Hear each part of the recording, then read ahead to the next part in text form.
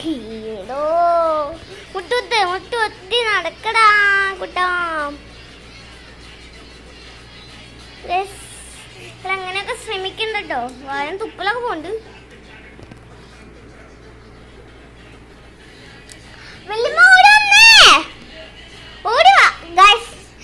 ഞാനിപ്പോ വരാട്ടോ, വല്യമ്മേനെ വിളിച്ചിട്ട് വരാം.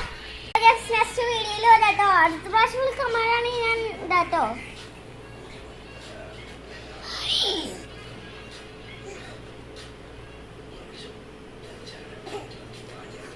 നെക്സ്റ്റ് വീഡിയോയിൽ വരും. ബൈ.